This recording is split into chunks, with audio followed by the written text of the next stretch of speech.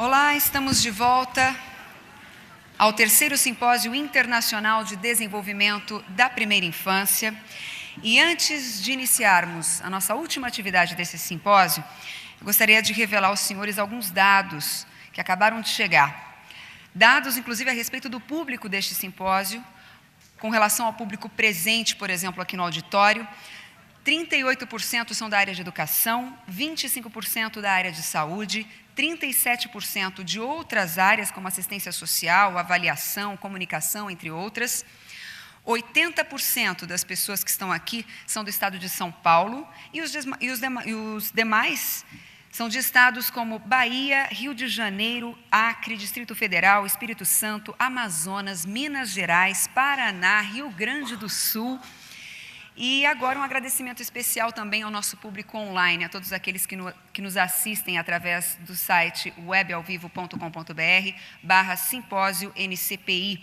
A todos os internautas, afinal de contas, já são mais de 5.000 acessos. E se de manhã nós falamos em acessos da Itália, Portugal, Estados Unidos, agora já são 24 países de todos os continentes. Portanto, você, internauta, fique à vontade para participar. Não se esqueça que você pode enviar a sua pergunta, sugestões e comentários. Bom, e agora sim chegou um momento muito especial. Durante todo esse período juntos, muitas experiências foram trocadas, novas visões foram agregadas e, principalmente, novas conexões foram feitas em prol das crianças. Para fechar o terceiro Simpósio Internacional de Desenvolvimento da Primeira Infância, nós convidamos ao palco, primeiramente, a doutora Beverly Parsons.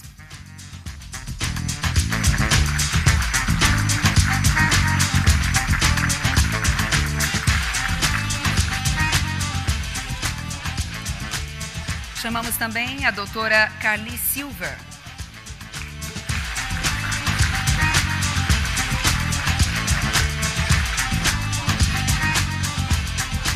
Também a senhora Lisa Jordan.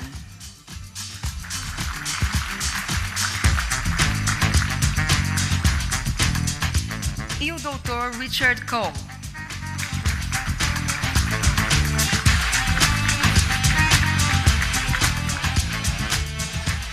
Juntos, eles irão compor o último painel do nosso encontro com o tema: como inovação, escala e avaliação se complementam para o enfrentamento de problemas sociais complexos. Também convido o senhor Eduardo Marino para mediar o debate.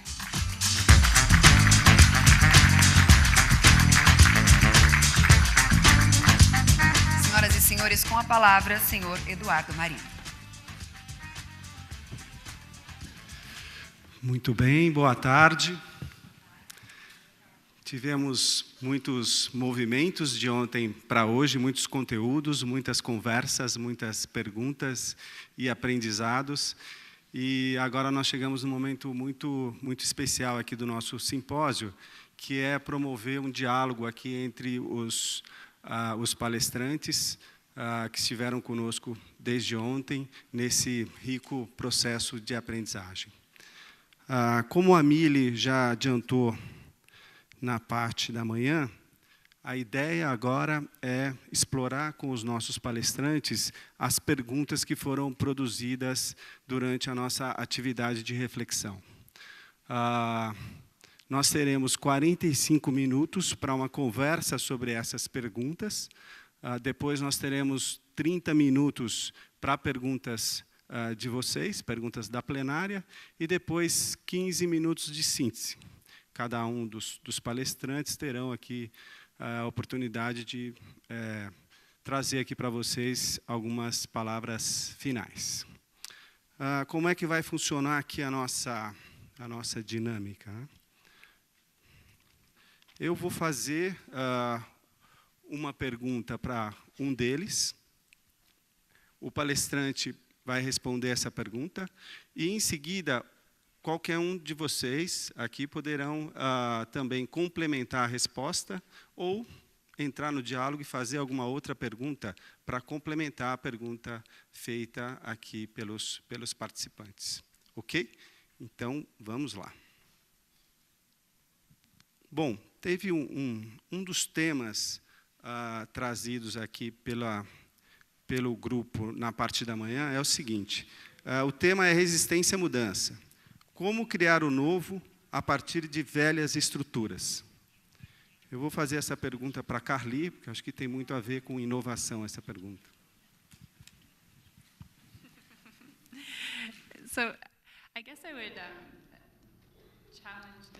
Bem, eu diria que nós poderíamos desafiar a necessidade de eliminar as estruturas antigas. Nós podemos identificar se elas funcionam ou não, se elas são contraproducentes, acabam sendo um obstáculo. Mas uma forma de inovação, uma possibilidade de inovar, passa por pensarmos como podemos operar de forma positiva com as estruturas existentes. E, para ser um pouco mais realista, eu vou contar para vocês uma história sobre um projeto que nós apoiamos na Índia. É um projeto liderado, coordenado por um casal, um jovem e sua esposa. Ambos estudaram fora da Índia.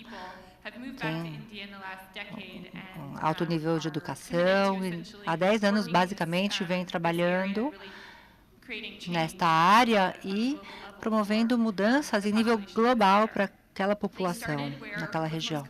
Eles começaram, na verdade, ele é um neonatologista, começaram pesquisando como poderiam reduzir a taxa de mortalidade entre neonatos. E o índice de mortalidade entre neonatos era de quase 50% na época, bastante chocante. Eles fizeram o seguinte: não chegaram lá impondo o conhecimento dele, falando de como as pessoas deveriam fazer as coisas, apresentando soluções tecnológicas, etc. Eles, na verdade, usaram uma estrutura com a mitologia local. A população é muito supersticiosa e acredita, assim, nos espíritos malignos, acredita que os neonatos não sobrevivem por causa dos espíritos malignos, que foram em busca daquele recém-nascido. Então, eles começaram realmente a incluir algumas mensagens de saúde dentro dessa mitologia. Falaram, sim, tem 5 espíritos malignos. Nós conhecemos 3 deles e sabemos como combatê-los. E, basicamente, se vocês conseguirem encontrar uma forma de manter o recém-nascido aquecido, de manterem uma boa higienização, lavarem as mãos ao entrarem no quarto onde está o recém-nascido e se alimentarem o recém-nascido adequadamente, conseguirão combater 3 desses entes malignos. E realmente é uma abordagem brilhante, né? Porque são coisas básicas que o recém-nascido precisa, mas eles encontraram formas concretas de fazer sentido para essas pessoas. Como aquecer o recém-nascido, mantendo o bebê no colo. A amamentação não era uma prática comum entre a população, mas, na verdade, eles disseram os espíritos malignos que acabaram nos levando a não amamentar, era o que as mães diziam. Davam apenas o colostro, depois não amamentavam. E eles, então, seguiram por essa linha. A mãe ficava segregada, separada do filho após o nascimento, após o parto. Mas tudo foi mudando e assim eliminaram esses 3 riscos. E o que é bacana nessa história é que são coisas muito simples que qualquer pessoa pode fazer e tem um impacto muito grande. Além disso, não é algo impositivo. E isso é importante. Porque eles não estão prometendo que as mortes não vão acontecer, que não vai haver mais nem uma morte entre recém-nascidos, são bastante realistas. E deixam, ao mesmo tempo, uma janela aberta para falar sobre os outros 2 espíritos malignos com essa comunidade e trabalharem juntos para encontrar uma maneira de combatê-los. E assim estabeleceram uma estrutura na população que hoje é muito aberta para a pesquisa, para aceitar novas técnicas que possam combater esses espíritos malignos. Tem pessoas que dizem que é engano, que eles estão enganando a população, falando da mitologia, mas, na verdade, eu acho que é muito inteligente. Isso começou há 8 anos, as práticas continuam sendo usadas, sem eles terem que fazer nada para, na verdade, promover isso. Richard, would you like to add something to that? Obrigado. Eu vou interpretar essa pergunta de uma forma mais estreita. Que assim, novas e velhas estruturas, na minha experiência de escalabilidade, temos que pensar no sistema de entrega. Não estou falando de financiamento, nem de gerar novas ideias, mas quando nós temos uma ideia, como é que vamos entregá-la em grande escala? Como vamos definir primeiro, né? O que é grande escala? A Lisa falou na sua apresentação, antes do intervalo, que no Quênia, por exemplo, eles criaram um sistema totalmente novo, através de um quadro de profissionais também novo. Talvez ela queira nos dizer por que eles decidiram usar essa estrutura em vez de usar o sistema existente. Mas em alguns locais, por exemplo, no Brasil, onde os sistemas de entrega são muito frágeis, ou o transporte, o acesso é difícil, usar o sistema existente acaba sendo um desafio. Então, é preciso criar um novo sistema, uma nova estrutura. Existem alguns critérios específicos, no entanto, que podem ser usados, ou seja, dependem da natureza específica da intervenção que vai ser escalada. Por exemplo, se formos escalar uma intervenção médica, num futuro não tão distante, talvez exista já vacina para HIV, e podemos, então, através do sistema de vacinação atual, existente, isso faria muito sentido, mas em outros casos, intervenções onde temos a mobilização da comunidade, ou trabalho próximo com os pais, ou as comunidades locais, onde é preciso organizá-los, os sistemas de saúde, de forma geral, não são bons nisso, a menos que tenham os trabalhadores, os agentes de saúde dedicados. Então, devemos nos perguntar, existe algum sistema de entrega do governo que tenha a cultura e a capacidade de fazer essa organização, essa mobilização da comunidade? Aí nos afastamos das intervenções mais técnicas, intervencionistas. Se esses sistemas existirem, sim, poderemos alavancá-los, usá-los. Caso contrário, sim, fará sentido construir algo totalmente novo, mesmo que exija muito trabalho. Então, para resumir, vamos usar a estrutura existente ou começar do zero? Isso vai depender do tamanho da lacuna existente, a necessidade da intervenção em 3 áreas, na minha opinião. A cultura organizacional, de organização, se a comunidade sabe, se essa sociedade sabe fazer mobilização comunitária, tratar as mulheres com respeito, se considera os aspectos culturais, são menos questões de conhecimento técnico e de capacidade. Eles têm credibilidade com as partes interessadas e também com o lado da demanda? E se tem a capacidade técnica também. Se a lacuna for grande, será preciso dedicar muito tempo e dinheiro para conseguir usar aquela estrutura antiga com eficácia. Se a lacuna for menor, sim, será mais fácil alavancá-la. Thank you. Eu gostaria de acrescentar algo que está relacionado ao exemplo da Lisa sobre sacudir os bebês e o que a Carly também disse agora. Não sei se vocês notaram nos exemplos, principalmente do Peru, havia um comportamento muito específico que deveria ser mudado.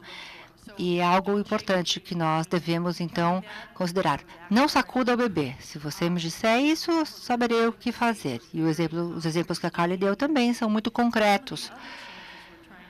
Tem outras mudanças que são mais comportamentais, ou, na verdade, mudanças de mentalidade.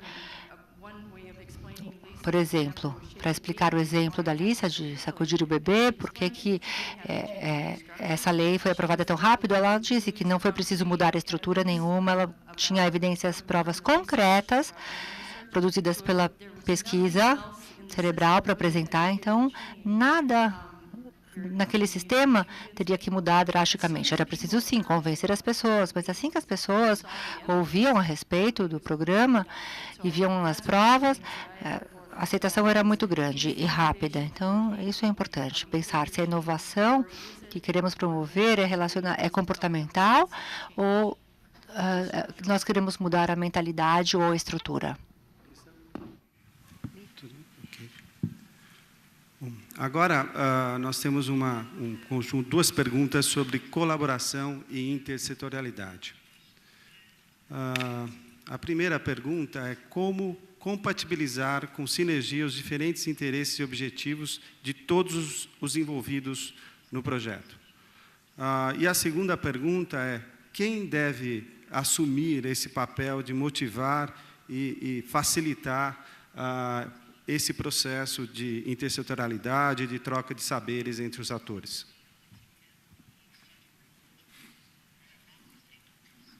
Lisa. Could you start, Lisa?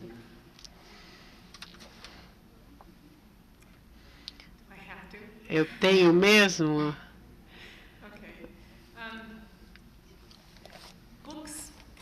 Bom, os livros, volumes de livros foram escritos a respeito de como criar esse trabalho colaborativo.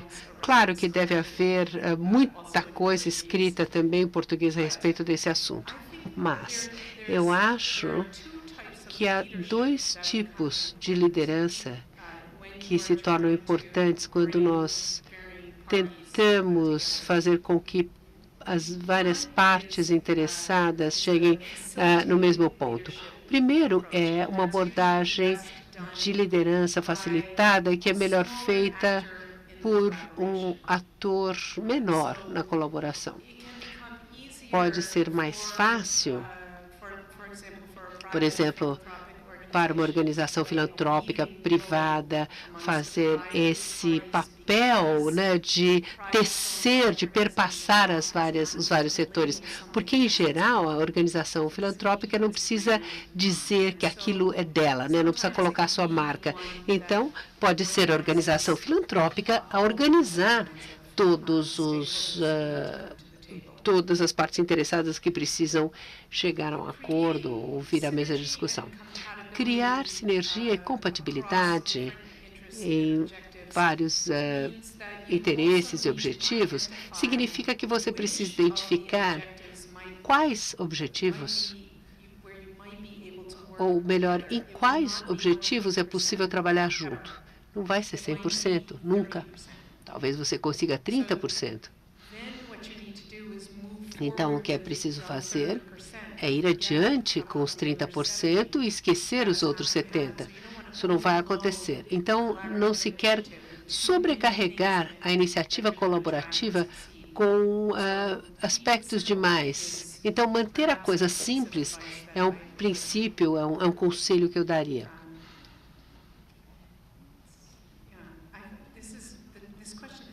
Essa pergunta é ampla demais, na verdade, né?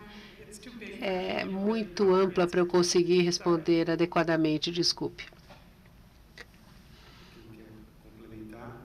Would anybody like to add? Eu concordo totalmente, é uma pergunta muito ampla. Talvez por isso todos nós possamos dar a cada um aspecto, mas ainda assim não vamos cobrir tudo. Em termos dessa ideia de você criar sinergia, compatibilidade entre os vários interesses, objetivos das várias partes interessadas no projeto, eu acho que uma das coisas mais importantes é estar alinhado em termos da colaboração, em termos de qual é o objetivo final. Como a Lisa disse, nem tudo vai ser possível, né? Nós não vamos conseguir fazer tudo juntos, mas garantir que haja uma colaboração para chegar ao mesmo ponto como objetivo é importante. Como nós ouvimos hoje várias vezes e ontem também, poucas pessoas discutiriam com relação ao objetivo do tipo garantir que as crianças tenham uma melhor chance de desenvolvimento, por exemplo, ou que elas atinjam seu potencial total. Então a pessoa fala, não, eu não concordo com isso. Essa pessoa é uma pessoa que não merece nem ser considerada, não é? Mas eu acho que não há muitas pessoas assim. Eu acho que esse é o lado bom dessa área, é um bônus. O lado mais complicado é tentar identificar quais são as lacunas que você tem na sua equipe, no seu caminho de projeto e onde é que você precisa que as pessoas se juntem a você. Tem esse provérbio africano que diz: se você quiser ir rápido, vá sozinho. Se você quiser ir longe, vá com outras pessoas, vá junto. Então, À medida que o milênio vai se desenvolvendo, os objetivos vão se desenvolvendo, nós percebemos que ir junto, só pelo fato de ir junto, nem sempre é a melhor opção. Existe um sentido de urgência, sim, que deve ser colocado nesse trabalho. Muitas vezes, vale a pena pegar apenas alguns componentes e trabalhar numa equipe menor, quando isso é possível, e ser mais estratégico quando é necessário uma colaboração geral. Agora vocês vão ver a diferença entre os nova-iorquinos e os canadenses. Os canadenses são muito mais legais e têm uma atitude muito mais positiva, otimista do mundo. Em vários casos, quando a gente faz esse escalonamento, isso é verdade quando a gente escala as coisas, nós temos pessoas que ganham e aquelas que perdem. Acho que todo mundo concorda, porque nós estamos aqui pelas crianças, pelos pais, pelas famílias, tudo bem, todo mundo concorda com isso, mas, em geral, existem alguns interesses escusos aí embutidos, né? A Lisa deu um exemplo hoje e eu ontem. Por exemplo, quando você vai mudar a tarefa, em vez de você usar os profissionais especializados, você usa as pessoas do local, ou os visitantes, sei lá, tem diferentes nomes, dependendo do setor, do país e tudo mais, mas são pessoas do local que são treinadas. Isso pode ser ótimo, muitas vezes todas as pessoas concordam, mas às vezes as pessoas, os profissionais, se sentem ameaçados. Por exemplo, eu estive envolvido nesse escalonamento para reduzir a mortalidade neonatal na Índia, que reduziu, e eles acabaram de contratar 900 mil trabalhadores comunitários, e uma das funções é diagnosticar e tratar os 7 motivos mais comuns de mortalidade infantil nas primeiras 24 a 48 horas. No estudo piloto, a causa mais comum de morte era a sepsis. E o tratamento é uma injeção de antibiótico e, de acordo com as práticas da Índia, um antibiótico bastante comum. Eles fizeram vários estudos e essas pessoas aprenderam a dar injeção, não havia nenhuma complicação. Apesar disso, a Associação Médica da Índia se opôs a isso, porque no contexto da Índia, se você vai a um médico e você paga, principalmente você é ignorante, não sabe nada a respeito de saúde, você sabe que você realmente valeu a pena gastar aquele dinheiro porque alguém te deu uma injeção. Então, a ideia de que qualquer pessoa, essas eram mulheres com ginásio, com educação de primeiro e segundo grau apenas, então que essas pessoas saibam dar injeção, acaba com a distinção entre um trabalhador comunitário e um médico. Fora as questões de saúde, de competência, mas, na verdade, nós tínhamos mostrado que não havia problema nenhum, mas pelo menos nos 2 primeiros anos da intervenção, não foi possível, não se permitiu que esses trabalhadores comunitários dessem injeções. Então, nesse contexto, nós só conseguimos abordar as outras 6 causas de morte. Existe aí todo mundo parte do princípio que todo mundo quer colaborar e tudo mais. No mundo ideal, isso é verdade. Mas existem algumas estratégias que nós temos de perseguir, que é cooperar, dividir para conquistar ou simplesmente ganhar. Né? Que é simplesmente, vocês estão errados, a gente tem que fazer assim e acabou. E no caso das outras 6 intervenções na Índia, o que nós fizemos foi dividir para conquistar, ou seja, nós conseguimos que neonatologistas e pediatras conseguissem dar atenção. Então, a comunidade médica se dividiu. Claro, eles não podiam dar injeção de antibiótico, mas as outras 6 medidas foram foram implementadas, e eles ainda assim se sentiam meio ameaçados. Quer dizer, a colaboração não funcionou na Índia e o princípio de dividir para conquistar é que foi a nossa estratégia para escalar. Um exemplo ótimo, eu não sou nem nova-iorquina, nem canadense, eu sou... Bom, os meus avós são suecos, né? Então, eu sou daquele tipo estoico, sabe? Ideias básicas. Então, 2 coisas que eu gostaria de falar. Uma voltando a falar a respeito da colaboração, eu sei que o Richard tem toda a razão em termos das outras estratégias, mas em termos de colaboração, uma das coisas que nós enfatizamos é saber quem são os líderes, quem são os formadores de opinião. Quando você vai para uma comunidade, você dá uma olhada e fala assim, se você tivesse esse tipo de problema, com quem você falaria, né? Quem que sabe das coisas aqui nessa comunidade? E aí você acaba descobrindo quem são os formadores de opinião. E aí você começa a descobrir se essa pessoa está do seu lado ou está contra você, porque essas pessoas têm uma influência muito grande. E a outra sugestão que eu daria é uma questão de formação de políticas. Nós pensamos nas políticas como coisas obrigatórias, né? Então, nós obrigamos o cuidado universal para crianças na primeira infância. Na verdade, tem 3 tipos de política em que a gente pensa. Nós temos as políticas com incentivos. Por exemplo, nos Estados Unidos, nós vimos tentando fazer algumas mudanças na área de educação. Em vez de obrigar ou de ter uma lei, nós temos essa medida de dizer, olha, estamos buscando boas ideias.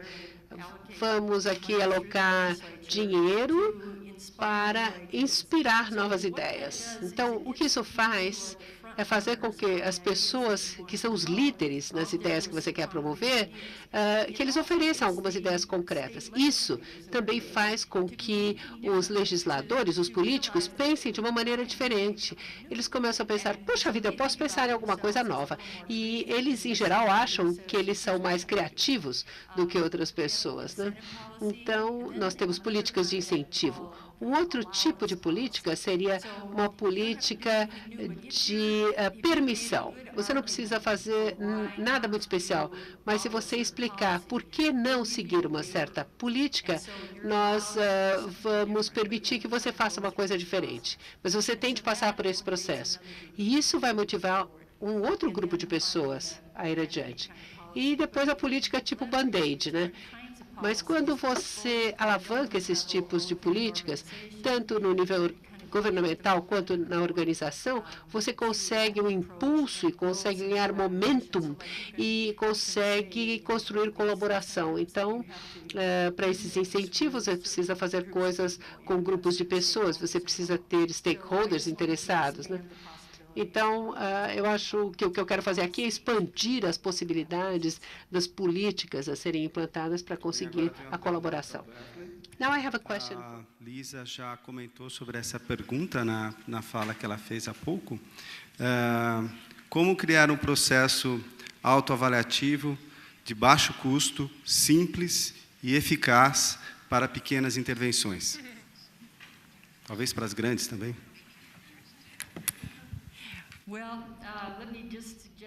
Bom, eu sugiro uma coisa. Eu acho que a pergunta aborda uma questão muito importante. Há um papel muito importante a ser desempenhado na autoavaliação. Quando as pessoas aprendem uma coisa nova, elas precisam praticar. E uma das melhores maneiras de fazer isso é ter alguma coisa que elas possam monitorar, para monitorar o próprio processo. Vou usar um exemplo aqui dos fatores de proteção, o exemplo que eu usei hoje de manhã. Então, nesse caso específico, os fornecedores de serviço têm de adotar uma orientação diferente em termos do fornecimento do conhecimento de criação de crianças, ou como oferecer serviços. A ideia básica é o Centro de Estudos de Políticas Sociais diz, nós não queremos simplesmente que essas coisas sejam feitas. Não queremos que os pais simplesmente tenham acesso aos serviços de suporte. Nós queremos que eles aprendam a fazer isso por si. Nós queremos que isto seja um processo sustentado. Então, nós testamos isso em algumas situações. Nós desenvolvemos uma rubrica, né? Listamos os tipos de comportamento. Quer dizer, quando você está trabalhando para suportar ou para apoiar uma criança na hora de necessidade, em termos de acesso a serviços públicos, nós temos 4 formas de fazer isso. Você pode simplesmente dar informação, você pode Na verdade, em primeiro lugar, você pode simplesmente levar a pessoa até o serviço, né? Levar fisicamente. Outro seria dar uma lista de órgãos, de agências, e falar, olha, veja o que é melhor para você, né? Então, outro seria ajudá-los a ir até esses serviços, fazer com que eles voltassem, conversassem com você, falassem, olha, isso funcionou, isso não funcionou. Então, aos poucos, eles conseguem fazer isso sozinhos, escolher os serviços. Então, nós temos vários estágios, graduações do que pode ser feito. E isso dá uma lista, um checklist para o fornecedor de serviço. Então, seria fazer para, fazer com e incentivar a fazer. Então, são as graduações. Então, primeiro você faz por eles, depois você faz com eles, e depois você está numa posição em que você só os incentiva a fazer. Então, fazer alguns checklists simples, com coisas-chave que as pessoas devem fazer. E essa escalinha, né? É uma escalinha de coisas que delineia aquilo que deve ser feito. Isso seria um exemplo. Eu quero dar uma outra resposta a essa pergunta. Em intervenções muito simples, nós, em geral, buscamos a resposta da criança. Então, nós perguntamos para a criança. Por exemplo, nos círculos de leitura mãe e criança, que é uma coisa que nós apoiamos no leste europeu, uma vez por semana, as mulheres se juntam e recebem um livro e elas leem esse livro no círculo e depois elas devem ler esse livro em casa, com os filhos. Cada semana um novo livro. Então, a líder do círculo muda, né? Então, cada vez é na casa de uma pessoa diferente que é a líder do círculo. Então, eles pedem à criança que vem com a mãe, que livro você leu essa semana? Como é que era o nome? E a criança responde. A criança fala, não deu tempo de ler, ou então a gente leu, ou então sim ou não, ou foi isso que aconteceu. Então, uma forma muito simples de entender se o círculo de leitura está tendo o impacto que a gente quer que tenha. E numa clínica de bebês, por exemplo, uma forma muito fácil de entender se aquela aula de nutrição que você deu a semana passada funcionou ou não, é pesar o bebê. Então, existem indicadores nesse campo que afetam a criança, que são fáceis de ser replicados. E se eu estivesse buscando uma solução simples, eu iria atrás desse tipo de solução. Quer dizer, ou perguntar para a criança, ou ver qual foi o resultado na criança, qual foi a mudança na criança. Deixa eu só acrescentar uma coisinha. Como nós somos globais e entramos em áreas que passam por coisas muito diferentes, nós temos muitos cientistas e muitos médicos, especialistas que vêm até nós com ideias. E o seu objetivo é justamente medir o bebê ou pesar o bebê. Eu concordo, eu acho que são medidas biológicas muito críticas. Em termos do barato, eficaz e tudo mais, eu acho que garantir que quando você está olhando para o projeto como um todo, você precisa ver se o bebê não está ganhando peso semana após semana, você precisa se perguntar por que isso está acontecendo. E as coisas que são, então, colocadas, né, que são simples, a Beverly acabou de explicar isso, né, mas, ou as perguntas por quê e se a ideia não for boa, você já elimina de cara, em vez de esperar, né, até que 3.000 crianças não tenham ganhado peso durante vários anos. Você fala, puxa, a vida não funcionou. Eu sei que são coisas que parecem muito simples, mas não é isso que acontece, né? E isso vai contra a forma pela qual os cientistas foram treinados. Então, é importante ver quem está na sua equipe e quais são as ferramentas que você traz para a mesa e perceber que toda a caixinha de ferramenta é muito interessante e que você precisa usá-la. A próxima pergunta eu vou fazer aqui para mim. Well, okay, I have one more question. Aí um de vocês que se sentir tranquilo e tiver alguma contribuição, por favor, faça.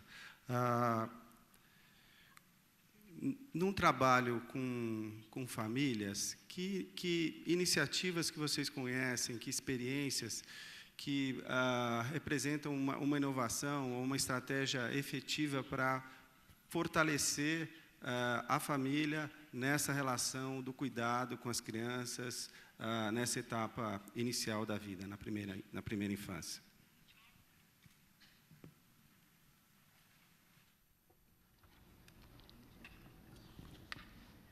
Quem gostaria de começar? So, who would like to answer first? First one to the microphone. Bom, o microfone estava mais perto, então vamos lá. Eu não sei se essa é uma resposta específica, mas tem alguns fatores que limitam isso quando, por exemplo, não há um projeto de inovação que reconhece que as pessoas são ocupadas, que as famílias são caóticas e que a vida vai continuar com ou sem um grande projeto de inovação. Então, na verdade, acho que isso aqui tem a ver com todas as ideias relacionadas à demanda, à criação. Na verdade, tem a ver também com a capacidade e a vontade de fazer aquilo que é sugerido, aquilo que nós consideramos fazer. Temos muitos exemplos, né, do que deve ser feito, do que nós devemos fazer na vida e que acabamos não fazendo, porque na correria do dia a dia a gente simplesmente não faz, mesmo sabendo o que deveria. Temos, então, que considerar o funcionamento familiar antes de sugerir o que essa família deve ou pode melhorar. Então, esse tipo de abordagem, que realmente leva em consideração aquela situação daquela família, na minha opinião, tem uma probabilidade maior de sucesso. Bem, na verdade, vimos nas pesquisas que fizemos no Peru que o maior fator limitante é a quantidade de sono que as mulheres não têm. Literalmente, elas dormem 4 horas por noite, tem que acordar para preparar comida para a família, depois viajam 4 horas até o trabalho e não recebem o suficiente para poder alimentar suas famílias, depois voltam 2 horas de novo, 4 horas até as suas casas, e quando chegam em casa estão, na verdade, em um ambiente de estresse, porque aconteceram acidentes na casa, as crianças estão lá sem nenhum tipo de supervisão. Isso acontece no Peru e também nas favelas do Brasil. São realidades, né? E tem 2 coisas que funcionam. Uma é procurarmos uma maneira de oferecer transporte eficiente e barato para as mulheres chegarem ao local de trabalho. Essa é uma alternativa. Reduzir, sim, o tempo de transporte ou apresentar oportunidades de trabalho mais próximos onde elas vivem. Realmente são os mesmos problemas que todos nós enfrentamos, só que 100, 1000 vezes maior. Se não pensarmos nessa solução de transporte relacionada à primeira infância, bom, não teremos, na verdade, uma intervenção que poderia reduzir essa tensão que as pessoas enfrentam no dia a dia, que impedem que as mães sejam a melhor mãe, que os pais sejam o melhor pai que poderiam ser. Sim, e também hoje pela manhã houve uma pergunta sobre as consequências não intencionais. Eu diria que uma resposta geral que a Lisa deu agora é como dar mais tempo, abrir mais tempo na agenda das mulheres. Nas zonas rurais, onde muitas mulheres trabalham em casa, na verdade, com atividades agrícolas, elas não têm tempo porque passam muitas horas do dia coletando combustível e água. A consequência direta é, mais uma vez, que se conseguirmos mudar o sistema de combustível causado ou oferecer abastecimento de água mais próximo às residências e serviços de saúde, para evitando que elas tenham que caminhar 3 horas por dia até um posto para pegar água, ou ter que caminhar pela floresta para coletar madeira, realmente seria uma solução bastante interessante. Elas poderiam usar biogás, por exemplo, que é usado para outros fins, mas conseguimos, na verdade, um resultado não intencional, deixando mais tempo livre nas agendas dessas mulheres para se dedicarem aos seus filhos, por exemplo. Eu gostaria de acrescentar mais uma coisa, falando de uma outra comunidade, um contexto diferente. Nós trabalhamos com um órgão, uma agência que vem se dedicando a promover as conexões, relações entre diferentes gerações nas comunidades.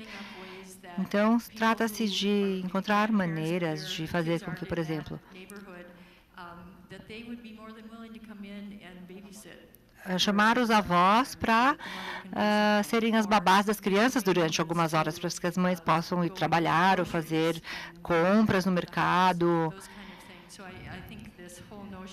Então, esta é uma abordagem. E pensarmos nessa questão do tempo que as mães têm para se dedicar a todas essas suas obrigações é um aspecto muito importante no fortalecimento das famílias. Agora nós temos duas perguntas relacionadas à questão da valorização da criança. Nós temos uma pergunta que eu gostaria de fazer para a Lisa, que se dá num nível mais macro. Ela trouxe aqui experiência de atuação em países por 30 anos, por 20 anos, da Bernardo Van Leer. E a pergunta traz o seguinte: como tornar a primeira infância reconhecida socialmente? Como um país pode passar a priorizar a primeira infância e colocar isso como alguma coisa que se reverta em políticas públicas e programas específicos, né? E a outra pergunta, a Lisa até já trouxe a parte de uma resposta para ela, que ela se dá mais no nível de uma intervenção, que é como inserir a participação da criança nos programas que são direcionados a elas.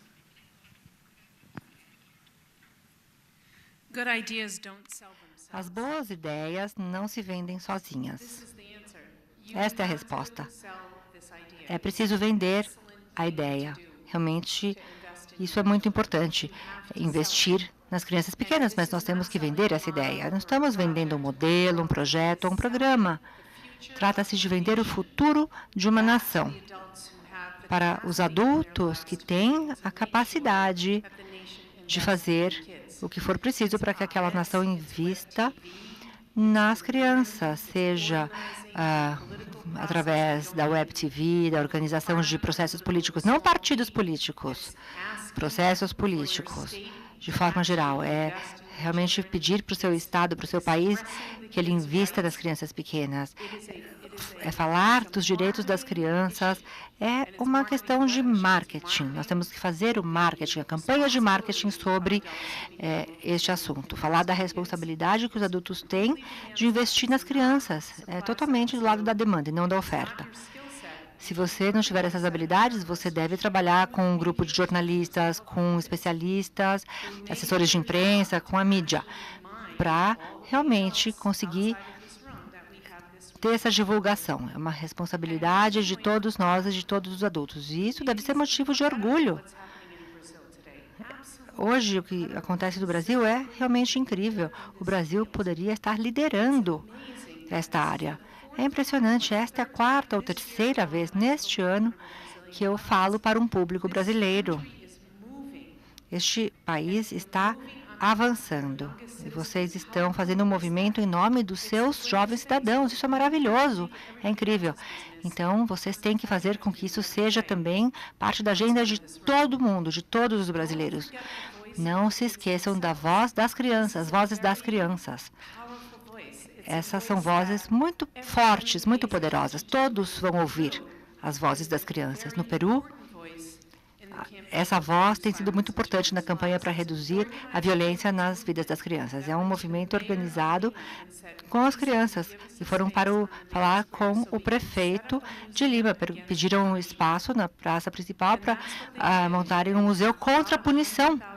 e eles conseguiram já 600 assinaturas no abaixo-assinado. No México também, em Juárez, uma das cidades mais perigosas do mundo hoje, as crianças levaram uma petição, pediram para os adultos assinarem aquele abaixo-assinado para que seus irmãozinhos e irmãzinhas tivessem um lugar seguro para ficar enquanto as mães trabalhavam lá nas maquiladoras. Foi uma iniciativa das crianças.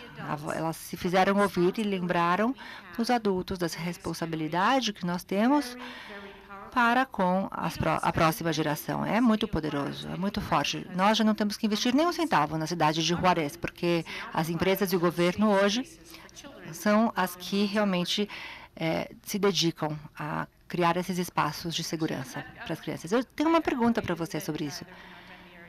Como que a Bernard Van Leer e os parceiros de vocês, os adultos,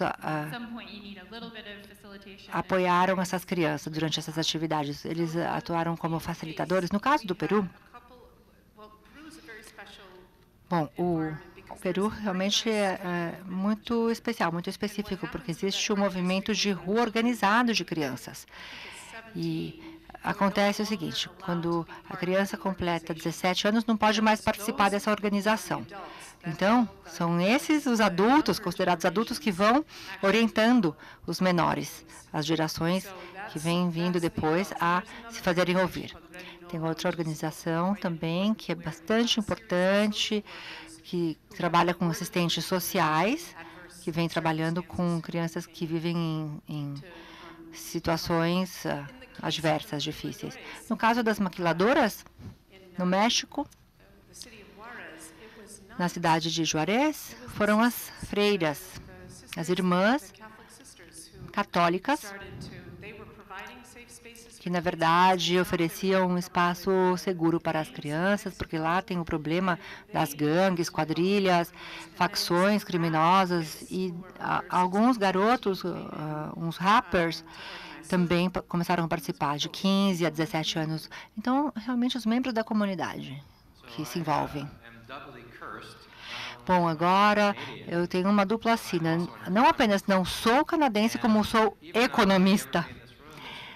Eu acho que todos vocês aqui conhecem a pesquisa do Gene Hackman e seus achados sobre o retorno no investimento na infância. Acho que tem também temos que pensar nos custos evitados e as economias dos países em que eu trabalho. O ministro mais poderoso do governo é o ministro da Fazenda.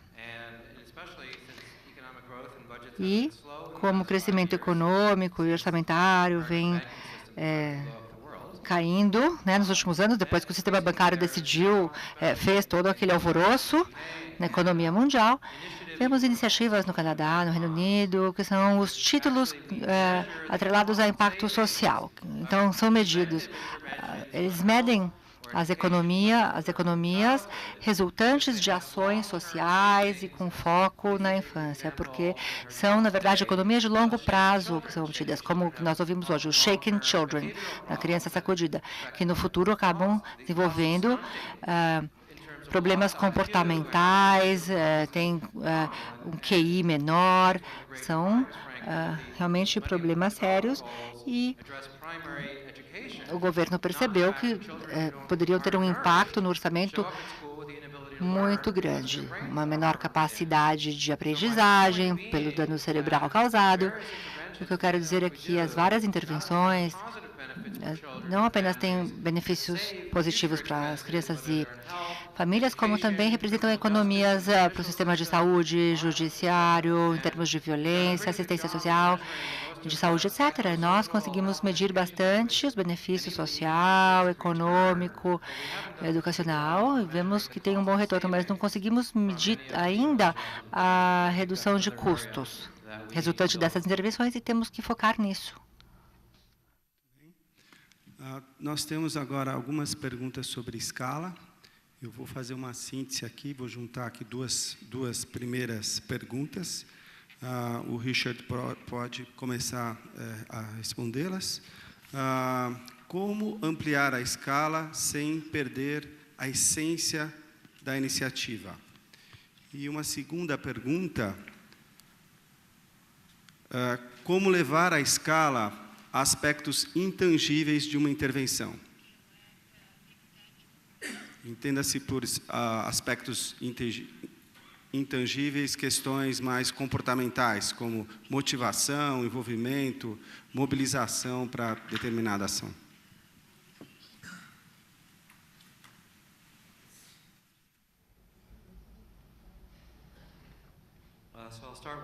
Eu vou começar com a segunda, porque eu acho mais fácil. Acho que a gente tem que começar por esses intangíveis, né?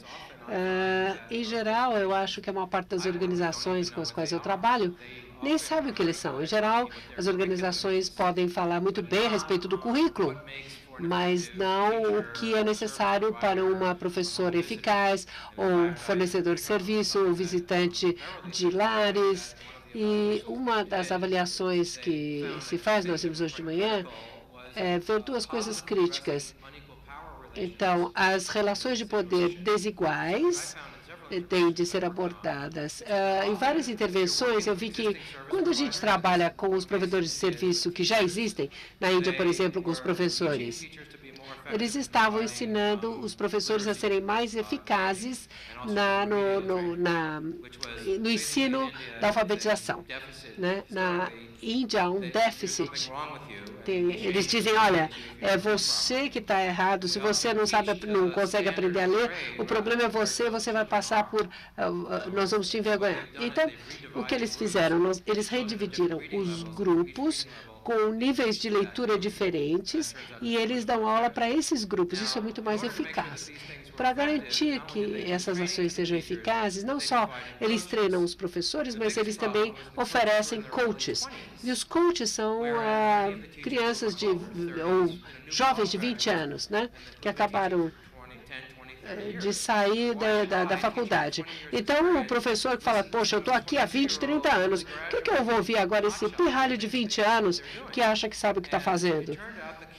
Acontece que a chave do sucesso dessa intervenção, e que eu gostaria de falar mais a respeito disso se nós tivéssemos tempo, foi criar um relacionamento de respeito entre os dois. E isso é o intangível, né? Então, essa é a primeira parte. O que é esse intangível que eu quero, né? E o segundo é, só porque a gente vê esse intangível, a gente não sabe o que cria. Então, por exemplo, você quer aumentar a escala em termos de respeito. Talvez a gente possa fazer uma intervenção qualitativa para ver se há respeito ou não, mas quais são os comportamentos reais que produzem respeito? O que parece um coach de respeito ou respeitoso e o que é um não respeitoso?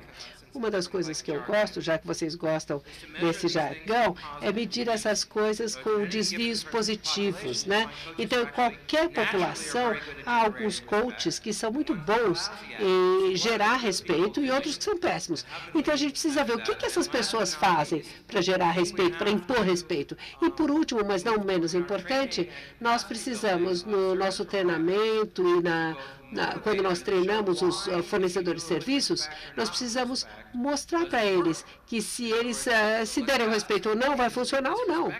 Então, se uma pessoa não foi respeitada, você pergunta, você vai fazer o que esse coach falou? E a pessoa vai dizer não, provavelmente. E para isso você precisa de um treinamento prático, né? Em vez de treinamento expositivo. Não adianta fazer o cara ler um livro, falar os 5 principais valores de um visitante para um lar é respeito, papapá. Não, isso não significa nada. Isso só vai significar alguma coisa quando você mostra o comportamento e você mostra as mudanças que você consegue a partir daí. Por exemplo, quando você tenta ensinar os professores a serem facilitadores, eles não sabem fazer isso. Então, para eles, isso é uma mudança cultural, é o intangível. Em termos de como fazer a escala da essência da iniciativa, eu não sei o que você quer dizer com essência, para falar a verdade, mas voltando à teoria da mudança que a Lisa mostrou antes do intervalo para o café, eu acho que, embora eu concorde que é importante fazer uma escala das intervenções abrangentes, não dá para fazer tudo de uma vez. Talvez eu tenha ficado tempo demais nos Estados Unidos, né? É a desgraça de ser americano. Mas nós, nos Estados Unidos, temos um nível de atenção muito rápido, muito curto, né? Então, por exemplo, quando você precisa vender os seus produtos, você tem de primeiro vender internamente antes de vender fora. Se o público, nos 3 primeiros slides, não entender qual é a chave da intervenção, a apresentação acaba e eles voltam e começam a repetir, a fazer isso de novo. É o que a gente chama, no jargão americano, de um argumento de venda de elevador, ou seja, você tem o tempo de uma andada de elevador para explicar o que você quer fazer, o que você pode fazer. E se você não conseguir fazer nesse tempo, você nunca vai chegar lá. Então, nós precisamos fazer as coisas em fases. E eu sou um defensor do modelo do Quênia. Várias intervenções que eu vi, primeiro expandem a quantidade e depois a qualidade. É muito difícil fazer o contrário, porque quando a gente primeiro expande a qualidade, a gente nunca chega à quantidade. Então, quando você tem o sistema instalado, você pode melhorar a qualidade. Aí você pode tentar melhorar através dos sistemas de avaliação e assim por diante. Mas se você não conseguir a escala, e se você espera uma qualidade excelente para depois fazer a escala, você nunca consegue chegar lá. É uma expressão que diz assim, o perfeito é inimigo do bom, né? O ótimo é inimigo do bom. É mais ou menos por aí, né? Essa é a questão, quando a gente quer uma coisa muito perfeita. Quer dizer, vamos fazer alguma coisa acontecer e depois nós melhoramos os componentes necessários. Eu fiz uma pergunta parecida para um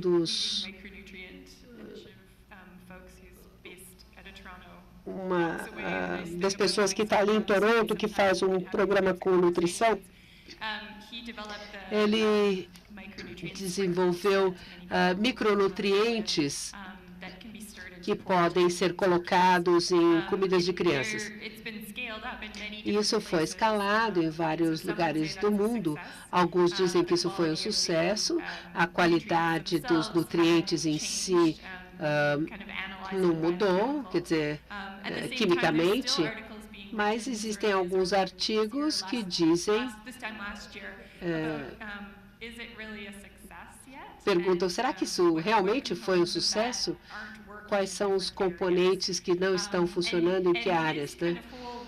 E essa pessoa que desenvolveu isso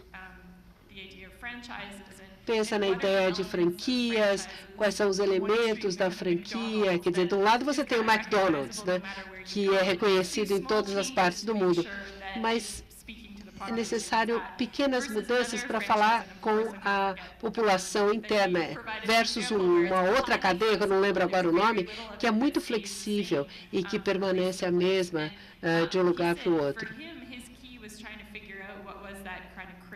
Então, ele estava tentando descobrir qual era aquele elemento crítico, qual a essência, talvez venha daí a palavra, que tem de permanecer o mesmo, né? E o resto talvez possa ser mais flexível. Então, trata-se de tentar detectar qual é, o que tem que permanecer. Eu gostei muito da maneira como ele colocou a coisa. Eu gostaria de falar sobre o exemplo do Richard, como é difícil fazer com que os professores sejam facilitadores, né? Um dos projetos que nós trabalhamos, nós percebemos que nós podíamos dizer as coisas, mas eles não sabiam exatamente como agir. Então, nós configuramos as coisas de tal maneira que os professores iam para uma outra sala de aula, viam o que estava sendo feito, depois conversavam com os professores, olha, como é que você conseguiu fazer isso? Como é que você envolveu o aluno? E eram coisas muito simples que o professor fazia, que eram diferentes. Por exemplo, a diferença entre dizer para uma criança, não faça isso, versus, olha, eu gostaria que você fizesse assim. Então, são pequenas coisas. Eles não percebem a diferença até que alguém mostre para eles essa diferença. Outra coisa, usar vídeo, né? Você faz um vídeo para que o professor possa ver como ele fez e como o outro fez. Então, para tentar mostrar as diferenças em comportamento. Uma terceira coisa nessa mesma linha é fazer comunidades de prática. Os professores testam as coisas com outras pessoas, com seus pares, pessoas com quem eles têm liberdade, com quem eles podem compartilhar ideias. Olha, eu tentei assim, não deu certo, né? Agora, o importante é que o professor ou a professora diga, olha, eu acho que eu teria errado aqui, né? Me diga o que eu deveria fazer. Então, a própria pessoa é que diz, olha, eu quero receber essa informação, eu teria feito errado, eu teria ido por aqui. E isso garante que esses intangíveis sejam incorporados, aceitados. Bom, eu estiquei um pouco essa sessão, porque nós já estávamos trabalhando perguntas aqui de vocês, a conversa estava muito boa. Eu tenho 2 perguntas feitas agora por vocês. Eu vou trazer essas 2 perguntas e tenho mais espaço para uma pergunta. A ideia do simpósio é que a gente volte para casa com outras perguntas. A gente não vai dar conta de resolver todas aqui. Mas se tiver mais uma pergunta, eu vou dar um espaço aqui para 3 perguntas, ok? Eu tenho uma pergunta bastante interessante e provocativa aqui para a mesa. Essa pergunta foi feita em inglês, eu vou ler aqui em português, para que todos entendam, não tem que haver aí a tradução, né? A escala é realmente uma solução? Levar iniciativas para a escala é realmente uma solução?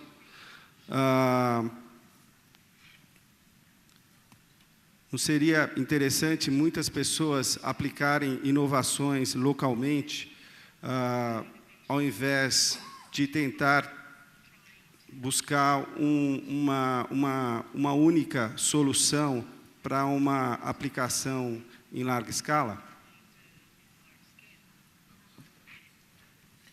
May I? Posso começar? This is a very romantic. Esta é uma provocação muito romântica, muito romântica. It's lovely. É linda. The world worked this E eu adoraria que o mundo fosse assim. innovations Inovações locais, soluções locais, for communities. em comunidades pobres. How do I want to Como é que eu vou colocar isso?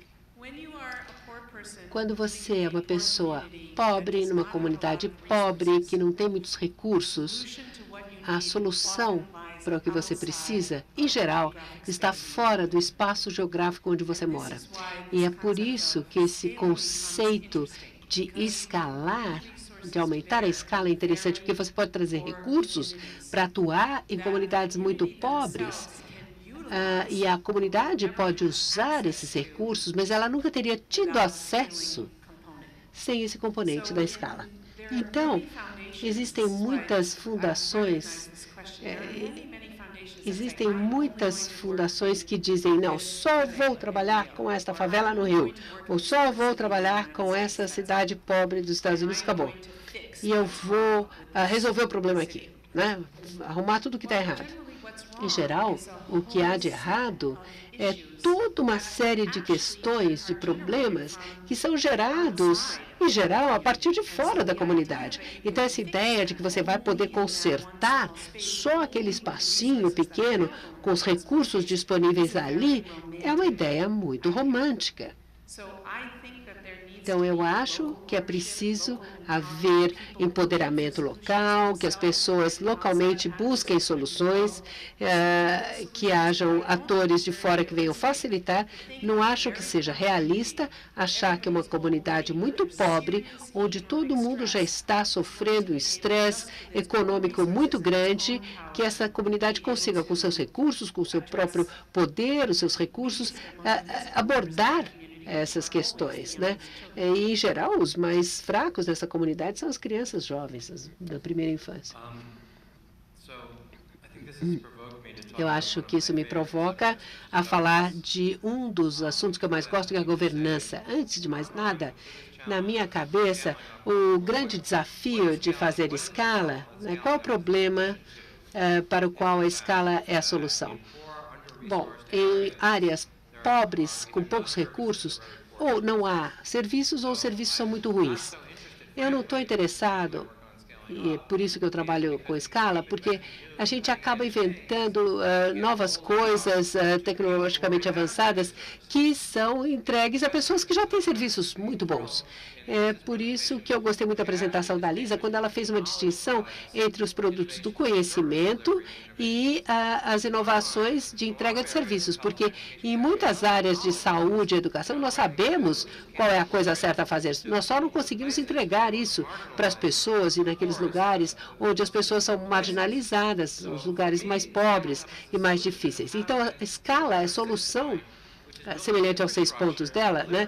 E a entrega da infraestrutura e sistemas de entrega desses serviços. Mas a gente gasta a maior parte do dinheiro, infelizmente, com inovações, inovação de conhecimento, em vez de resolver os problemas de entrega de serviço e a infraestrutura. Quando eu falo infraestrutura, é que eu estou falando da básica. Então, nos últimos 20 ou 30 anos, nós brincamos com... Bom, primeiro a gente gostava dos governos, depois os governos não são bons porque eles são corruptos, são do mal e coisa e tal. Depois tem a Thatcher e o Reagan, que são muito do mal. Aí a gente foi para a sociedade civil, a gente tentou pelas ONGs, mas as ONGs também não funcionam bem com a escala. Ou então há tantas ONGs, ou elas se tornam um grande negócio, e o Thiago falou sobre isso outro dia, surgem problemas legais, desvios de fundos, assim por diante. Aí a gente foi para a privatização. Então, o setor privado vai fazer tudo, porque o setor privado é eficiente, veja só o sistema bancário americano como é eficiente, não é? Então, o que a gente descobriu é que se o setor público é ineficaz em entregar para essas pessoas marginalizadas, eles também não vão ser eficientes em conseguir que as ONGs e o setor privado entreguem. Então, nós fazemos a descentralização, que é assim... Bom, nós, no nível federal, estadual, não sabemos, então vamos para o nível municipal, porque as pessoas que lidam com cidades pequenas têm muito treinamento nessa área, eles vêm da Kennedy School, eles vêm de Harvard, todos eles têm essa capacidade de entregar em pequena escala aquilo que nós não conseguimos entregar em larga escala. Eu estou sendo irônico aqui, espero que vocês estejam entendendo. Então, o que eu estou tentando colocar é que agora existe uma tendência das novas soluções de fazer a concorrência. Então, a gente oferece fundos, a gente coloca os critérios e a gente fala, bom, se você atender a esses critérios, nós vamos monitorar, tudo vai funcionar no nível local. Isso é ótimo, utopicamente, mas é preciso ter uma administração, um sistema de administração eficaz para organizar essas concorrências, organizar os fundos, estabelecer os critérios e monitorar tudo isso. Essencialmente, é isso que Grand Challenges Canada e outras fundações estão fazendo. Acho que ela pode falar durante horas e horas, se a gente der umas cervejinhas para ela, todos os desafios que ocorrem, né, quando você tem pouco dinheiro. Mas quando você pensa em 5.000 cidades no Brasil, 5.000 municipalidades no Brasil, o custo de administração pública é uma coisa impensável. Eu não tenho nada contra deixar 1.000 flores florescerem, mas eu acho que há uma coisa que se chama economia de escala, né? É melhor você fazer, olha, o menu é esse, escolha uma dessas 10 flores e acabou, porque se você tentar gerenciar o sistema de 5.000 coisas diferentes locais, não vai funcionar. Eu não bebi cerveja ainda, mas eu falaria assim, eu acho que é uma outra coisa para a gente colocar aqui no painel de discussão, é que começar do zero em todos os lugares não é o mais eficiente, né? É altamente ineficiente. Então, nós estamos aqui pensando nas ideias que funcionaram, que não funcionaram, e é tão importante saber quais são as melhores práticas, quais são os resultados baseados em evidência, saber onde você precisa exatamente de inovação. Então, nós temos muitas coisas que passam pelos nossos escritórios que a gente fala, vou fazer tudo diferente, vai ser incrível. Mas, na verdade, quando você faz tudo muito diferente, você não está dando a melhor abordagem. Você precisa usar a inovação, a energia, os fundos, como ferramenta, e onde isso é necessário, e não como a melhor abordagem para tudo. Eu tenho uma pergunta aqui, mas eu entendo que ela já foi respondida em grande medida nesse último diálogo. Ela diz respeito a como compatibilizar soluções simples com uma demanda que muitas vezes é complexa e ela é de larga escala. Eu acho que na medida em que esse olhar da comunidade, da local, para um desafio que é expandido via escala, acho que essa pergunta já foi em boa medida respondida. Eu quero passar agora para a sessão final, e eu tenho 2 perguntas aqui para os nossos palestrantes. E aqui tem uma novidade, né, que eu havia combinado uma só, mas surgiu uma ideia aqui no meio do caminho. A primeira é a seguinte: nós vimos desde o dia de ontem num processo de ouvir, dialogar, de refletir. Antes do almoço, nós tivemos uma sessão em que nós coletamos perguntas e aprendizados. Então, a primeira pergunta para vocês é: vocês aprenderam alguma coisa? Vocês têm algum aprendizado relevante desse processo no contexto do Brasil, no contexto dessa iniciativa do NCPI? Vocês estão levando algum aprendizado para casa dessa experiência? E a segunda não é bem uma pergunta, é um pedido. Que mensagem vocês têm a deixar aqui para os participantes e para o grupo que organizou aqui esse evento?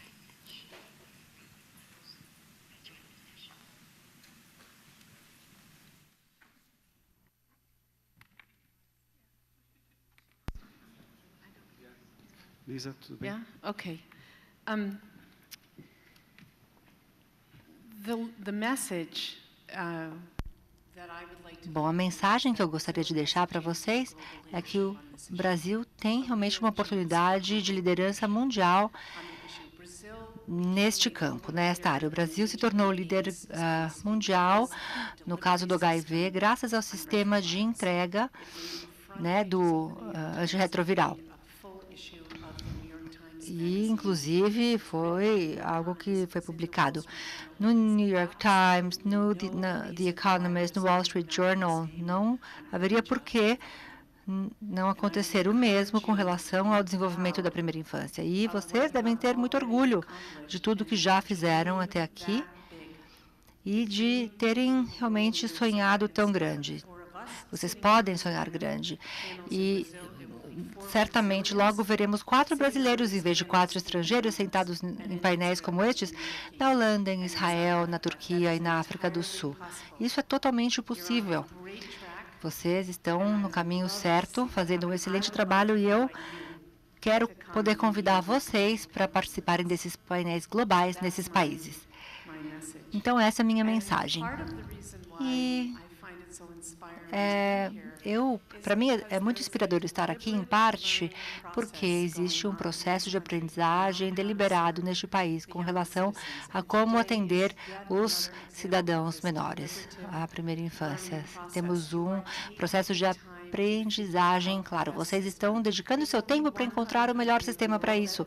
Existe um único país no mundo que faz o mesmo, que é a China. É o único país além do Brasil. Portanto, estou aprendendo aqui sobre o processo deliberado de aprendizagem neste espaço e agradeço a todos pela oportunidade.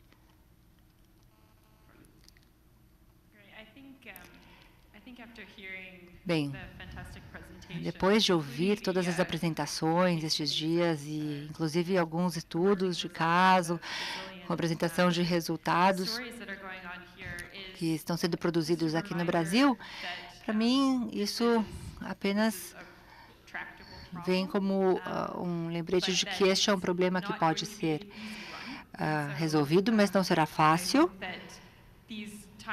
Eu espero que essas oportunidades de nos reunirmos e o fato de o Brasil também estar liderando este processo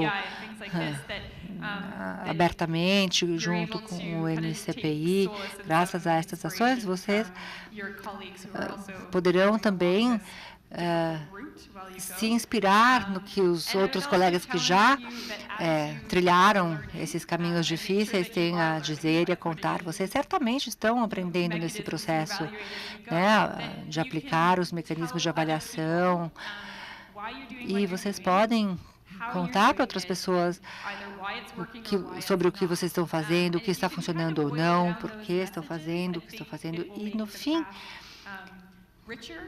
esse caminho será enriquecido com todas essas mensagens, porque vocês poderão trabalhar com outras pessoas que normalmente não participam desse processo de diálogo, que poderão inspirar vocês também com suas ideias e suas experiências. Então, também trabalhar com a venda da ideia, né, com rapidez no elevador. Bom, eu sinto que eu aprendi tantas coisas desde que cheguei aqui, é difícil resumir. Mas, de certa forma, também tem muito a ver com o que a Alissa falou. Existe um potencial tão grande aqui. Todas as pessoas que estão aqui, quando eu penso no sistema que vocês têm, nas estratégias que estão sendo desenvolvidas, vocês trouxeram pessoas de dentro, de fora, reuniram diferentes atores para criar essa comunidade que está levando este processo adiante. Isso é uma parte-chave da mudança e realmente eu pude aprender muito sobre o processo de vocês aqui e isso veio reforçar o meu compromisso com esse esforço. Se eu tiver que deixar uma mensagem, eu diria que teria a ver com a questão da avaliação. Um dos aspectos mais importantes da avaliação é que ela costuma se focar em fazer as perguntas certas, não apenas em obter uma resposta, mas fazer a pergunta certa. E nós devemos fazer as perguntas certas ao longo de todo o processo. Essa seria uma mensagem da minha parte. Outra maneira de dizer isso é fazer as perguntas que importam para você. Não faça uma pergunta se ela não for importante, não perca seu tempo e não faça as pessoas perderem seu tempo respondendo essas perguntas que não têm importância. Foquem nas que têm importância. Eu tenho algumas mensagens e também aprendizados. Nós realmente temos aqui um movimento muito estimulante, muito animador. E o mais empolgante é o compromisso financeiro por parte do governo brasileiro para o desenvolvimento da primeira infância. O que a gente ouve aqui, bom, se tivéssemos mais dinheiro, conseguiríamos resolver todos os nossos problemas. Nos países em que eu trabalho, esse já não é o caso. Esse não é o problema. Não digo que temos todo o dinheiro que gostaríamos, mas os recursos financeiros existem. Isso é ótimo. O Brasil vem realmente liderando, abrindo caminho nesse sentido. O que parece ainda estar faltando, bom, tem algumas coisas que são bastante comuns. E eu também gostaria de comentar o que a Alissa disse. Bom, eu venho pensando na escalabilidade em termos de oferta, entrega e demanda. E, geralmente, nós fazemos o que fazemos porque sabemos fazer, que é a entrega, a oferta. Nós sabemos entregar serviços, fazer a grade curricular, melhor grade curricular, mas não sabemos como entregar tudo isso, por exemplo, de forma a chegar até os beneficiários, lá na outra ponta, fazer aquela última milha.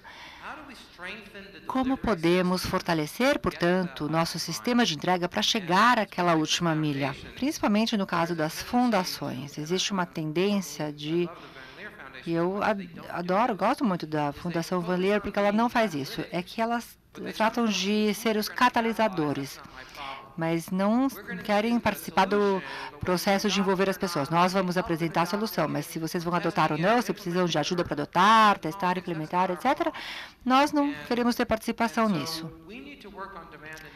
Nós temos que focar na demanda e na entrega. No Brasil, temos o sistema de grande escala, temos milhares de ideias boas, ótimas, mas quem é que vai chegar e aquela última milha, fazer o marketing, defender aquelas ideias, e uma vez que elas cheguem aos municípios, bom, os municípios vão precisar de ajuda, e não vai ser um treinamento de 5 dias, vai ser realmente estar lá junto com eles, trabalhando 6 meses, 1 ano, 2. Então, fornecer assistência técnica, os mecanismos de suporte, não apenas treinamento técnico. É também uma forma de defesa, de promoção com os trabalhadores de primeira linha. Precisamos, claro, dos gerentes, dos professores, dos cuidadores, dos fornecedores de serviço, todos. Como desenvolver esse sentido de propriedade, o treinamento, a capacitação com organizações de grande escala, para pegar as ideias piloto que vocês apresentaram e implementá-las. O Brasil tem um potencial enorme, porque tem o dinheiro, o orçamento, tem a vontade política, e existem muitas intervenções já comprovadas e promissoras. A questão é como passar do pequeno para o grande, como alavancar essas oportunidades, preenchendo ainda aquelas lacunas existentes em termos de estrutura, de suporte e na adoção e implementação dessas intervenções com os recursos disponíveis. Obrigado, Richard. Thank you, Richard. Muito bem. Encerramos aqui essa sessão. Acho que os nossos palestrantes trouxeram aqui grandes aprendizagens e com certeza, nos deixaram desafios e perguntas importantes para esse nosso trabalho pela primeira infância no Brasil. Nós teremos ainda as palavras finais aqui do Eduardo Queiroz. Eu gostaria, então, de agradecer ao Richard, a Lisa, Carly e Beverly por essa sessão, e a todos vocês aí pelas perguntas. Muito obrigado.